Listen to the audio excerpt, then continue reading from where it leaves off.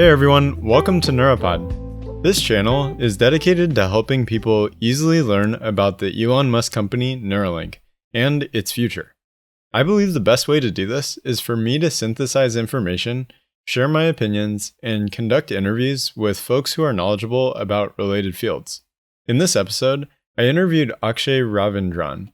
He's a PhD grad student at the University of Houston working on brain-machine interface systems. Akshay aspires to become a professor who both teaches and conducts research. We discuss many things related to Neuralink, including Neuralink's invasive approach to brain-machine interface development, and also what things Neuralink might be too optimistic about. I'll include a link in the description to Akshay's LinkedIn account if you're interested in messaging him directly. Hope you enjoyed the episode. Hey everybody, welcome back to Neura Pod. In this episode, I have on a guest, Akshay Ravindran. Is that correct? That's correct. Yeah, pretty Awesome. Better than most. Yeah. You're a grad student at University of Houston. Do you mind telling the audience a little bit about yourself? Yeah, sure. Hi Ryan. So as he said, I'm a PhD candidate at the University of Houston. I work in the non-invasive brain-machine interface systems lab. It is directed by Dr. Contreras Vidal. So mostly what we do is we develop systems which control different rehabilitation robotics or different robotic systems, right? With the brain. But unlike Neuralink, which I think Ryan mainly covers, it is completely non-invasive.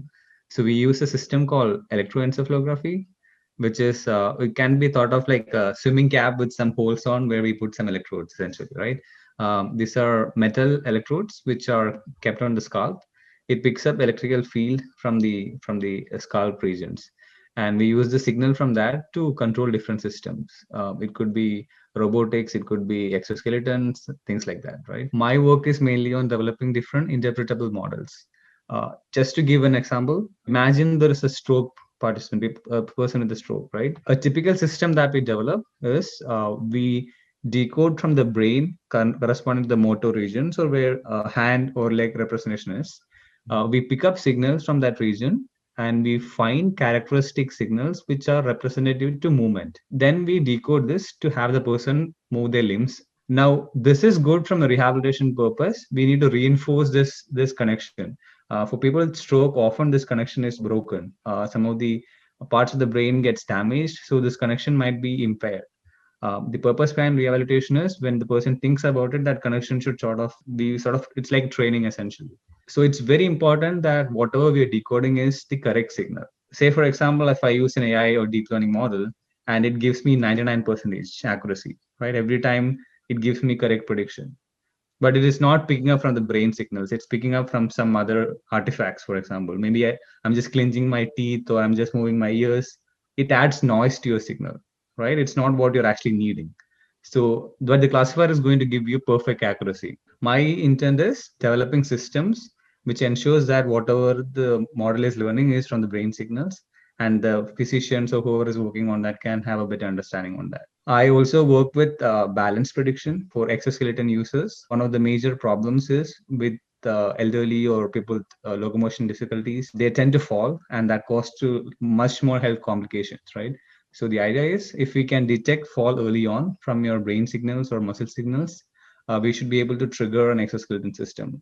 So finding these patterns. So my research mainly involves that. On the side, I do work with a bit of meditation and some studying the brain in outside lab environments. We measure the brain in museums of musicians, dancers, etc. So I do participate in those research as well. I guess the overall approach that you guys are looking to explore and basically you're looking to improve is the idea of getting better signal to noise ratio for a non-invasive brain-machine interface. Exactly, yes. And it sounds like, based on my research, other companies like Facebook and some smaller startups are also looking at that approach, whereas Neuralink seems to be like very certain that the invasive approach is the better approach. So I'm curious if you could just talk about some of the pros and cons and what you think are some of the hurdles that Neuralink might have to overcome if they're doing the invasive approach. I'll just start with the EEG system, right? Like the thing that we're doing. The advantage of such system is it is completely non-invasive. So there's no risk associated with that. I can just put it on, I can just remove it, use whenever I need. The advantage is there is no innate risk with that.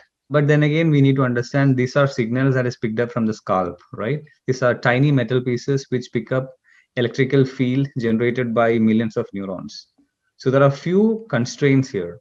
One is you can't pick up activity from a few set of neurons. You need thousands of neurons to fire together to have a signal that is strong enough to reach the skull. By the time it reaches the skull, it would be from a very dense set of neurons firing together. Only then this will be picked up. So your signal to noise ratio here is very minimal. Whatever you're picking up with the CEG systems is going to be very less signal of what the brain is actually doing. Instead, if you have a invasive recording directly measuring in and around the neurons, so maybe most of them might not be directly measuring from individual neurons, it might be from a set of neurons, but it is still much richer signal. So you'll know when individual set of neurons fire. So it's more precise. Your signal to noise ratio is much cleaner. So you don't need to do much processing. It is a more cleaner signal that we have here. But then again, you have to have a surgery, you have to put this system inside your brain. Now if you introduce anything to your body, the body is going to reject it if it's not natural, right? So this is a big challenge that invasive system has been facing. There is definitely a lot of advancements happening with material science to build electrodes which are more durable, which can last longer. But at the end of the day, if I have anything inside, there's something called glial cells. It's like an isolator in some sense, which covers the electrode, right? So over the period of time, the quality decreases. Unlike the EEG or the non-invasive systems, you already put a hole in your skull. So even if that electrode is broken or damaged, you still have a hole. That is a constraint, right? And there is a possibility for infection. And if someone says, okay, I don't want to do it anymore, and I just want to replace it, right? So there's a lot of challenges involved. I think one of the biggest advantage of Neuralink system is the thread-based electrodes that they have. It's very fine. Unlike the previous, for example, the most conventional invasive recording is was called Utah. That was the earlier one of the systems. It sort of sits on the brain and it's like very robust, right? It basically is like a rigid system. So if I move my head, my brain actually moves inside the skull. So it's going to have some scarring effects. It might cut different vessels, blood vessels, for example. That is the advantage of Neuralink system because it's very fine wire. It is flexible, so if the brain moves, the wires can move, and you can target areas without disrupting the veins or the arteries or whatever, right? So the advantage of Neuralink is it is better for sure, but still it is going to have scarring effects over a period of time. You open your skull, that is going to have an effect. Some way or the other, there might be infection down the lane if something happens to the circuitry. I'm pretty sure they'll have system in place to prevent anything from happening. But when you're at home, if something happens, it's gonna be a lot more chaotic than any other non-invasive system, right? So there's few challenges which the invasive offers. At the end of the day, it all comes down to the pros and cons, right? For example, if a person who is completely disabled, like stroke with spinal cord injury, or someone who has stroke, who basically lost their ability to carry themselves on a day-to-day basis, right? If this system is going to drastically improve their quality of life, I think that's still good, right? I mean, even though these are risks, if they actually improve the quality of life on a day-to-day basis, I think that sort of compensate for that. So those are some of the things that I personally think are the differences. It records from very minute details. It captures all those things. So there's infinite possibilities you can do with those things. The other thing is this is not something Neuralink alone happened. I mean, this is a system that a lot of neuroscientists have been doing. I think the advantage is Elon Musk leadership. It's very focused. So they made a very good engineering solution in a very good form factor. So that's definitely a huge progress, right? But I think we are still very far away from solving a lot of the problems with these things. It doesn't really matter what company it is or what approach they use, but if they have even moderate success and they help one or two patients recover from being paralyzed or any sort of recovery from a brain disorder, that is like absolutely incredible, and we should all be supporting like that cause. So hopefully in the future there will be many different companies that are exploring tons of different methods of approaching this whole thing, and there will be many invasive and non-invasive approaches catering to the specific patient's needs based on how severe their disorder is. I completely agree, and I think that is why I feel like Neuralink is very exciting times, at least, because what Neuralink offers is, I would have to say, I mean, again, I'm not fully knowledgeable on the subject, but I'm just from what I understood, right, from what I read. This is not something that Neuralink alone has. All the systems that they develop, this has been developed in the labs in different places. But the best thing about this is, unlike a research, uh, whatever is happening in the research, it's over a very slow period of time, and they actually build like different elements of the component. Neuralink was very successful at organizing everything into a very good engineering solution, and you need an industry with a very focused and skilled abilities like Elon Musk's team, right, to actually get this to market. And the advantage of Neuralink is it got many people excited. You need that to have more investors come in to bring this from lab to the actual application side of things. For sure, that is an advantage. I definitely think this will help a lot of people who are paralyzed, or that is where I am very excited about Neuralink. But then again, some of the claims that they made, I'm also a bit skeptical on those things. But I think it makes sense because you need to excite the investors to get the money flowing in.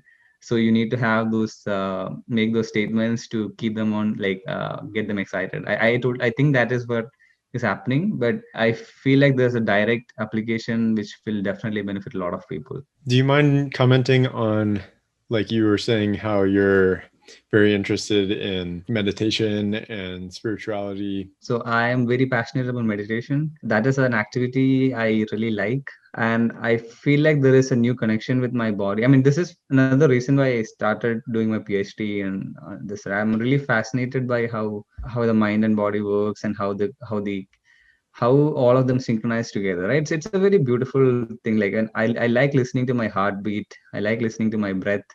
Those are things I really enjoy doing, and meditation to me is a way of opening up to those aspects.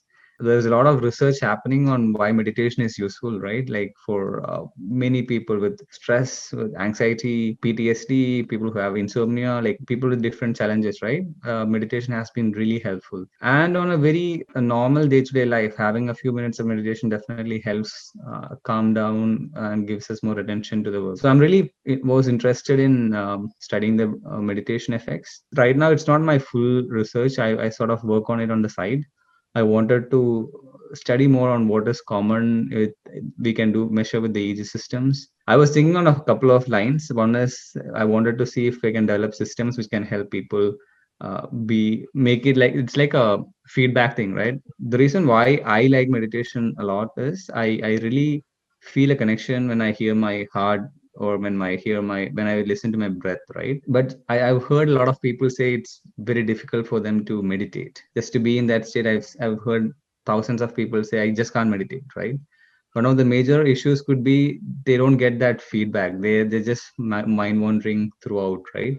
Uh, so my thought is if I can find different features which are indicative of you being in a meditative state, right? If we can develop feedback systems. I mean, this is not something new. People have already done it. So my interest in this was to study this a bit more. What is common and how early can you detect these things? Is it something that only experienced people will have, or someone who's new can they know these things? There's huge research happening that shows that basically the gray matter, white matter, all of this quantities basically increase in the frontal region regarding the emotion centers of the brain. All these things actually increase with the long-term practice of meditation. And I personally like interventions which are it's not pharmacological in some sense, which is natural, right? If you can find a way which can solve most of the many problems without using medications, I am an advocate for that. So which is why I'm really excited about meditation. If this can have those potentials. That totally makes sense. And I think like you said, like the Indian or Asian like origins, I think those lend itself to thinking that way, you know. Right. I often feel that way. It's like if I can avoid taking Western medicine, then it's like I try to. Right. And also there is another side of this. I mean, man, this also comes from the bias, right? Coming from India, you also hear a lot of also garbage about this meditation, spirituality, all those things, right? You hear all this. That's something I really want to explore in the future too, like getting the nonsense out of the way of meditation practice. Try to understand what is actually the core essence of these things, right? That is why I'm also interested in studying this, but this is on a long-term basis. There's something I'm definitely planning on exploring in the future, but on a side. And I think like physically it changes your brain, right? And Right. so the ideal is to have a lot of data in order to know and correlate the two. I think that's something that Neuralink is essentially aspiring to do with like gathering enough brain data that they can feed it back to their own systems that's going to process the data and then figure out how to improve their sending of electric signal to specific areas of the brain to help the next patient. I think one of the promising things about Neuralink is that feedback, feed forward thing, because they can actually receive the data as well as transmit the data. That's very exciting, and they claim they have a very high exchange of. I mean, they can exchange information at a very fast rate. That is definitely an advantage, but again, I'll have to put a we'd have to put a caution there, right? Because I think some of the claims that they might make, Elon Musk claims about replaying memories and stuff. The idea that he suggests us, we can record this activity and we can just stimulate and the memory might come. Now, this might be a bit broad statement to make at this point, I feel, because I don't know. I mean, again, I'm not fully informed about the subject, so please take that with that grain of salt, right? But I don't know if we are at a state to understand if we really even understand what memory is, like how it's represented in the brain, because what Neuralink measures is basically electrical activity. The Mm-hmm. brain does not is not just limited to electrical activity. There's huge majority of the information flows through chemical means.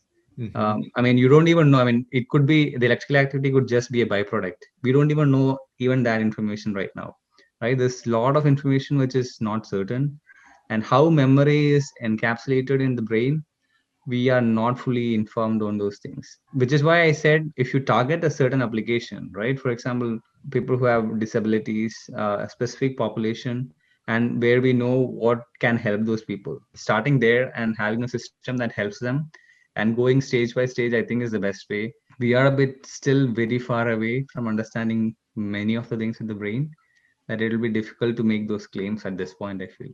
Can you talk about your involvement like at University of Houston and some of the clubs that you're a part of and what kind of the mission is of those various clubs and activities? I volunteered in a few. I was the vice president of an organization called GPSA.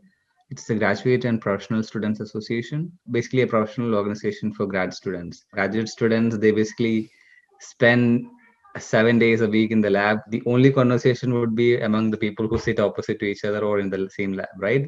We just don't go out. That's just not what graduate students do.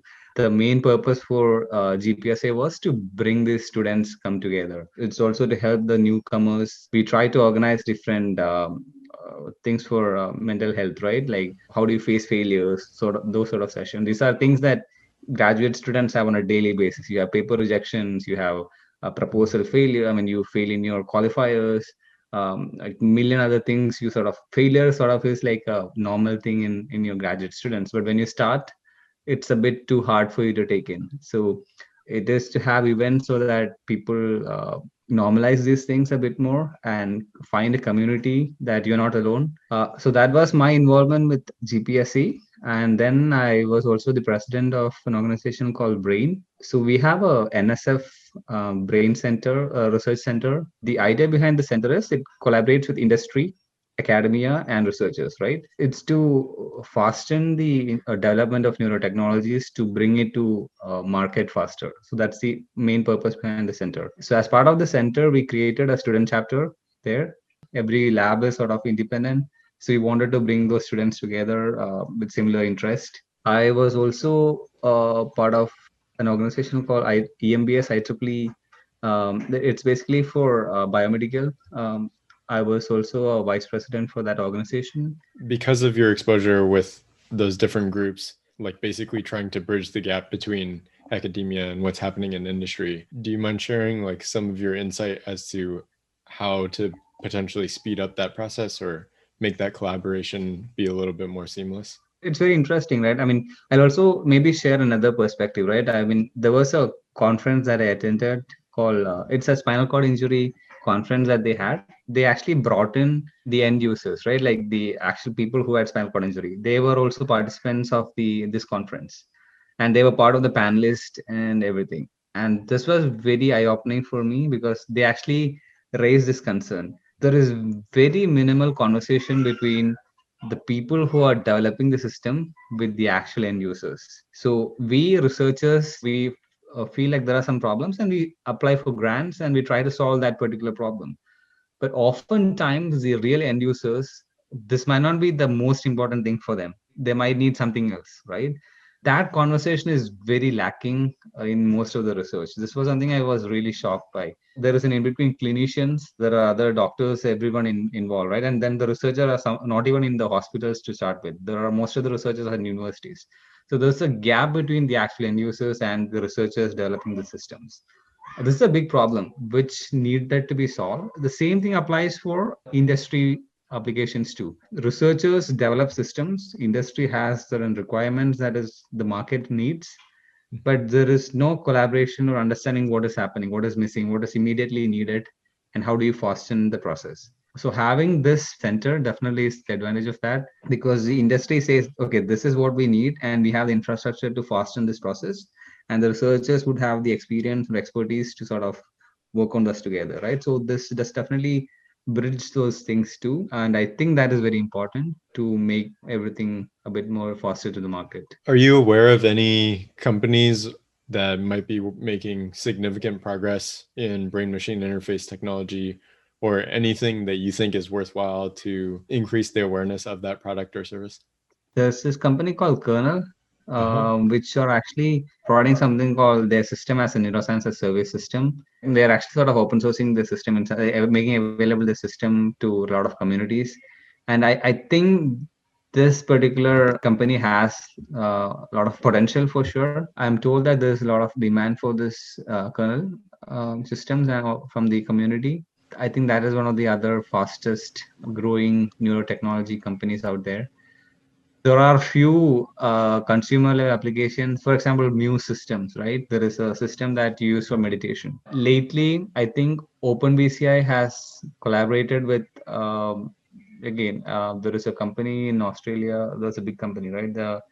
They're trying to make gaming more interactive with the CEG systems, or they're actually collaborating and they're proposing this to be a big thing going forward. There are a few industry collaborations happening. My PI used to say this: the next thing that might come is neuroscience. I mean, BCI as a similar to IoT, right? BCI IoT, like every your day-to-day applications might be interfaced with the brain in some sense. Like it could be turning on lights, things like that, which you basically snap think of it that happens. I mean, it's I don't know if it's too far. That could be an easy application which we might be able to do. We can interface with the IoT, Mhm. and the brain basically acts like a switch, right? Those are things I think that might happen in the coming few years for sure. Like a very smaller scale. On a bigger scale, for sure, Neuralink would still be the leader on that. Regulatory aspects is one of the biggest challenges, hurdles in these things, and I think they are much faster in front than most companies. So yeah, in that space, I think Neuralink is still the leading players. I think the whole like Internet of Things connectivity to different devices directly to your brain, I, it feels like those types of applications would be pretty cool. It's like basically anything that an Amazon Alexa could do.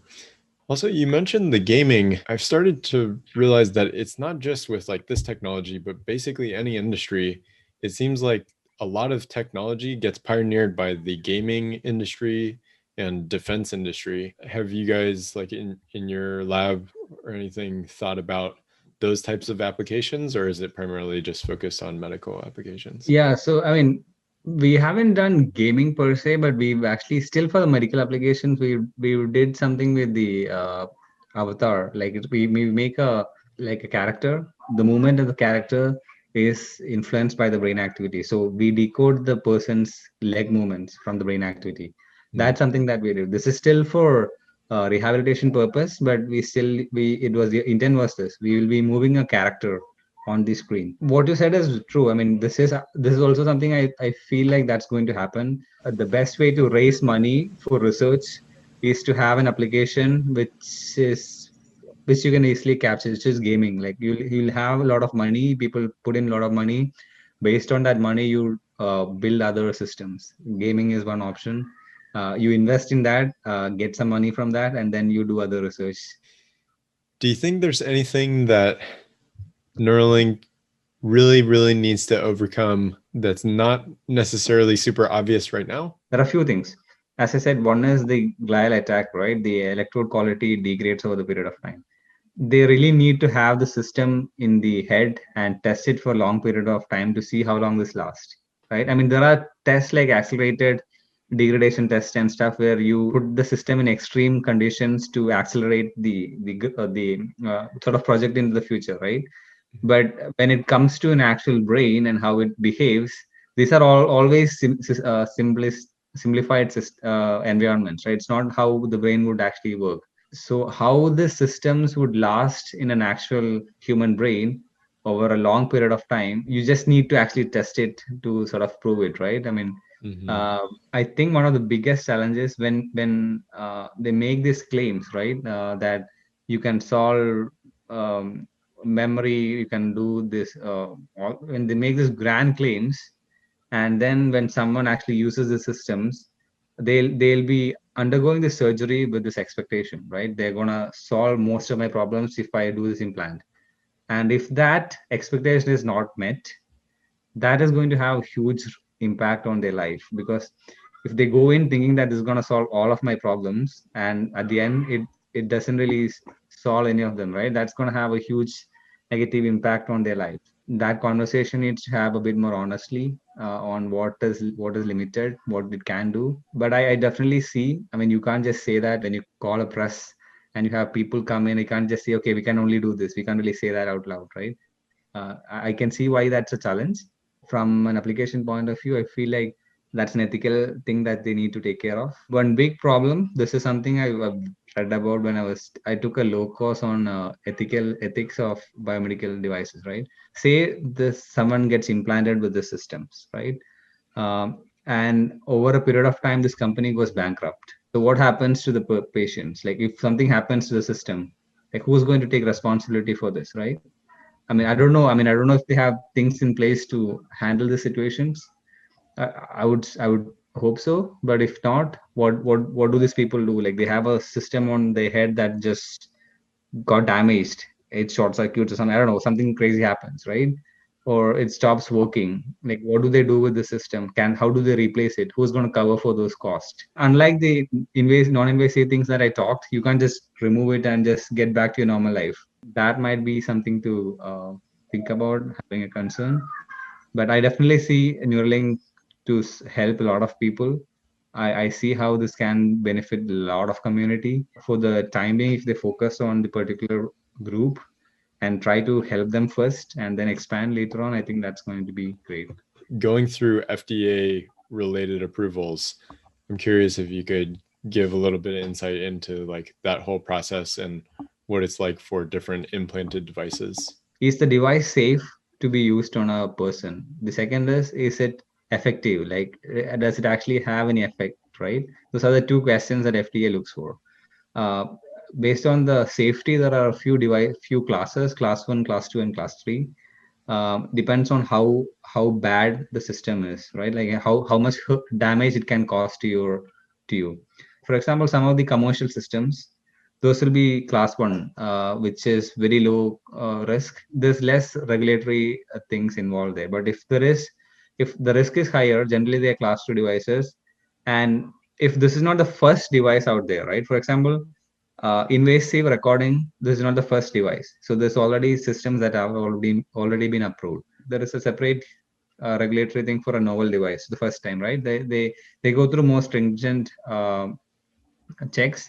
But the next time a new device comes, they don't have to go through the entire process. They just have to say our system matches the safety and every standard with the previously approved thing. That's the only thing that they need to say. There's going to be more regulation as the classification increases. So this is going to be the highest classification, these invasive technologies. But again, this is not the first device out there. I don't know how the general timeline of these things are, whether it's only for experimental purpose for short duration of time, or how those things are. But generally these are depending on the level of injury. But Neuralink is not the first to do implants, so I think they'll know what are the methods that needs to be followed. Keeping that as a commercially viable device for long term periods of time, that's going to be a huge more constraints. Last August, when Neuralink did their update event, Elon was saying that they got breakthrough device Mm. designation. Do you know how much that speeds up the approvals? That is not the same as telling that it's FDA approved. I think it is in a way of telling that you can start the actual process of running the experiments. They have a lot of checks in place, like you need to report a lot of things, you need to document everything. So it's like a nod to start the experiments, I think. I think it's a long way from getting FDA approved. Is there any last thing that you wanted to share with the audience? I think it's very important that you get informed on both side, every side of this. These kind of conversations are important. I think what you're doing is good, like, excellent job, right? You compile all the information from different places, and people can go there and get more information out. So some of the things that I say might not be correct, but still you can do your own research, right? I mean, you need to think about the ethics of all of this, how this is gonna go about. I mean, Elon Musk does say about how we're going to be cyborgs and everything, right? That's very exciting times. But we need to think about the situation, right? For example, if 10 of my friends, right, of which 8 of them got the implants, and they started doing the math like 10 times faster. Now I will be forced to do this even if I don't want it, not to fall behind. I would be forced to commit to getting those devices, right? So there is a possibility of peer influence that forces a lot of people to commit to these things going forward. So I think a huge part of ethics has to be involved in developing the systems on top of the advancement in technologies. I felt that having philosophers on the team definitely helps. It sort of brings it down a bit, the progress, but I think it's very important considering the scale of this technology, right? How much it can change human life. I definitely think this is a huge advancement, and this is going to definitely change a lot of people's life, but it has to be in a carefully planned and organized manner. Thank you for those thoughts and the entire conversation. It was great to talk with you again. Hey, man. Thank you. Thank you for inviting me. Thank you.